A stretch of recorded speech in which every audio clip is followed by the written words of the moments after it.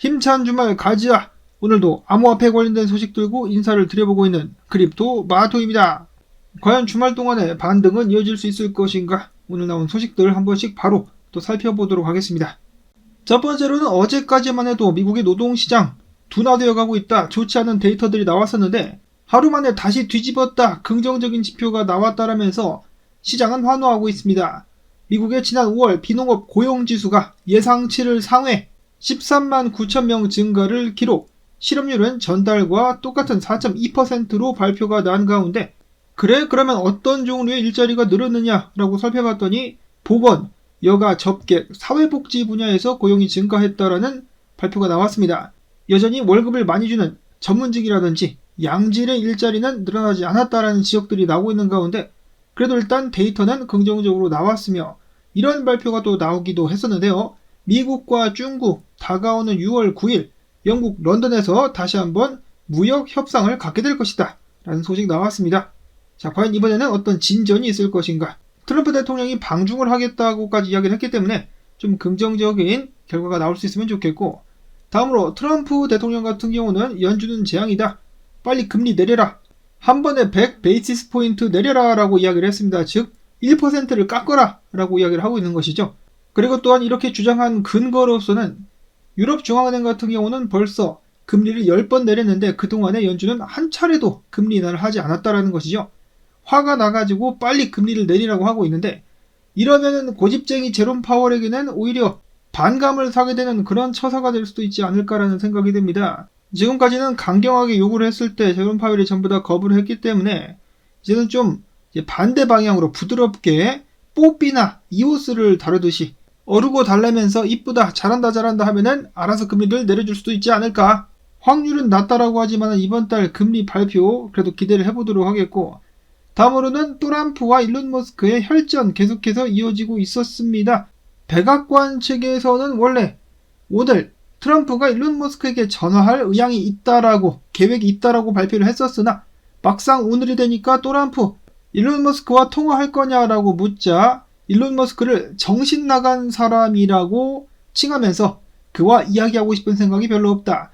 밤에는 일론 머스크는 나와 통화하고 싶어 한다라고 답변을 하기도 했었습니다. 그런가 하면 트럼프 대통령 올해 초에 썼었죠.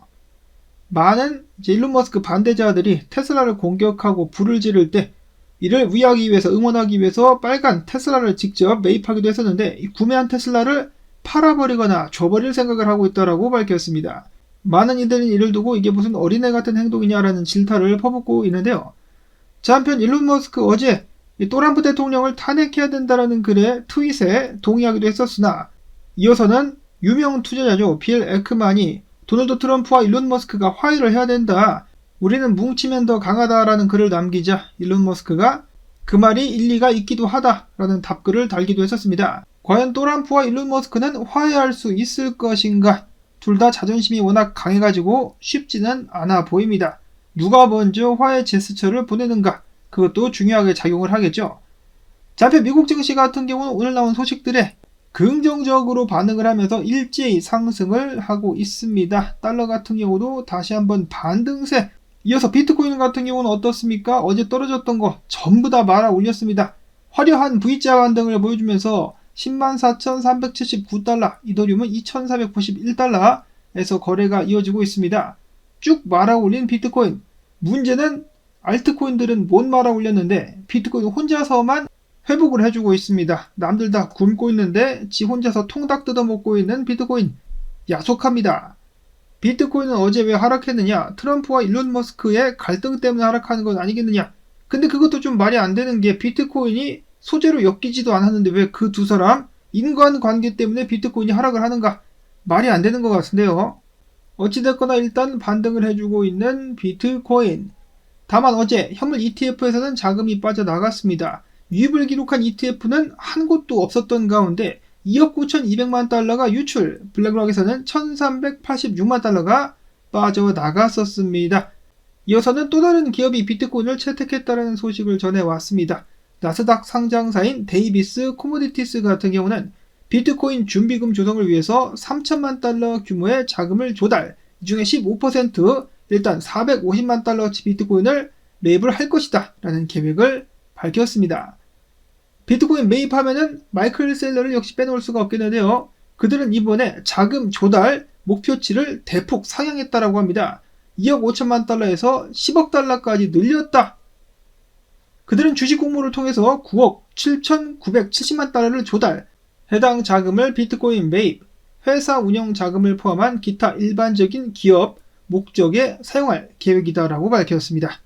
이어지는 분석입니다. 지금 비트코인 강력한 반등 보여주고 있는 가운데 어제 일봉 마감을 10만 800달러 선에서 해줬기 때문에 상승 추세는 이어진다 라고 매튜 할랜드 분석가는 긍정적으로 평가를 한 가운데 비잔틴 제너럴 분석가, 자 비트코인 이렇게 떨어지는 거 여기서 말아 올리고 만약에 이 추세장을 뚫을 수만 있다라면 어제 있었던 하락은 사람들을 속이기 위한 가짜 하락으로 판명 날 가능성이 있다. 내일쯤 해가지고 방향성이 나오지 않겠느냐 라는 말을 남기기도 했었습니다.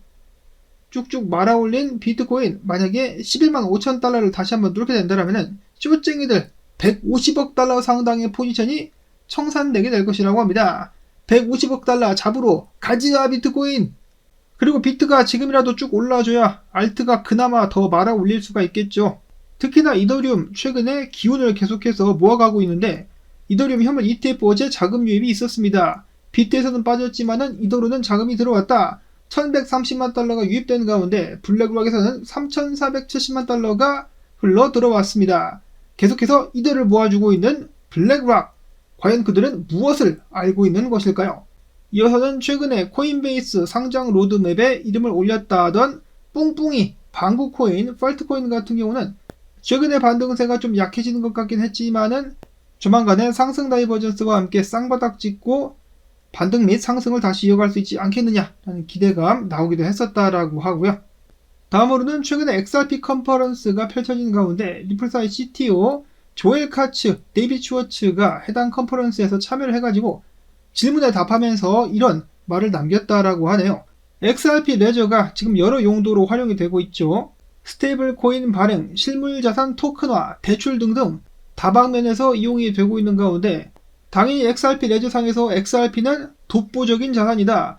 XRP는 어떤 계정에서도 받을 수 있는 유일한 자산이며 당연히 XRP가 브리칭하는 데 사용이 될 수 있으며 유동성 탐색 같은 경우도 XRP가 우선적으로다가 확인이 된다. 그리고 당연히 XRP 레저를 활용하려면 수수료를 내야 되는데 XRP로 수수료를 낼 수밖에 없다. 그러나 그럼에도 불구하고 이러한 XRP의 특권이 XRP 가격 상승으로 자동 연결되지는 않는다라고 좀 실망스러운 답변을 내놨습니다. XRP 레저가 생성할 수 있는 가치와 그 가치가 XRP 가치로 전환될 수 있는 관계를 고민을 해야 되는데 이것은 매우 어렵다. 알기가 어렵다. 예측이 안 된다. 예를 들어서 XRP 현재 가치 중 얼마나 많은 부분이 XRP 레저에서 나오는 것인지 알기가 어렵다라면서 답변을 내놨습니다.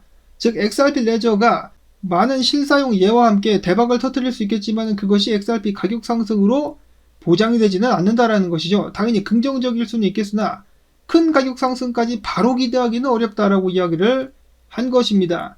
큰 가격 상승을 원해 만약에 리플사가 정말 그것을 원한다면 에스크로에 묶여있는 물량을 어떻게 가장 공평하고 중립적으로 정리할 수 있는지 그것에 대한 해답을 내놔야만 되는데 아직까지는 그런 기미가 보여지고 있지 않습니다. 뭐 그거 팔면은 다 리플사 돈인데 선뜻 포기하기가 쉽진 않겠죠. 이어서는 얼마 전에 바이낸스에 상장된 스카이 창업자는 스카이 스테이킹 보상 토큰 USDS를 통해 가지고 매일마다 스카이 10만 달러 상당씩 재매입을 하고 있다라고 밝혔습니다. 가격 유지 및 상승을 위한 노력이 아닌가. 다음으로 카자흐스탄 중앙은행 같은 경우는 중앙은행 중에서는 최초 아닌가요? 크립토 직불 카드겠죠. 직불 카드를 출시했다는 소식을 내보냈습니다. 해당 사업을 위해서 카자흐스탄의 5개 주요 은행들이 직접 참여를 했다라고 하는데 야, 나라 전체가 암호화폐를 정말 진지하게 받아들이고 있구나 라는 생각을 하게 됩니다. 자, 그런가 하면은 최근에 논란의 중심에 서 있는 제임스 윈 고래 엄청난 양의 청산을 계속해서 많이 당하고 있는데요. 어쩌면은 일부러 청산을 당하는 것일 수도 있다라는 의혹이 제기됐습니다. 최근에 블록체인 보안업체 살루트 시큐리티 같은 경우는 중국이 하이퍼리퀴드를 활용해가지고 자금 세탁을 진행한 정황을 포착했다라고 밝혔는데요.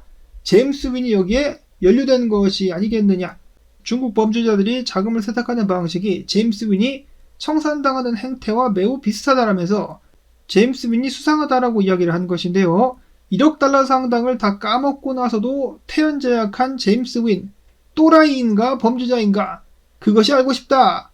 그 진실이 조만간에 드러날 수 있기를 바라보면서 나온 정보들 여러분들께 도움되셨다면 주말에도 수고했다라는 의미로서 주말 시청료 가지야 광고 영상 재생을 통해서 채널 지원 부탁을 드립니다.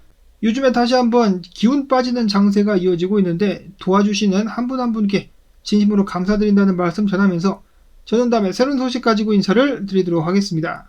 안녕히 계십시오.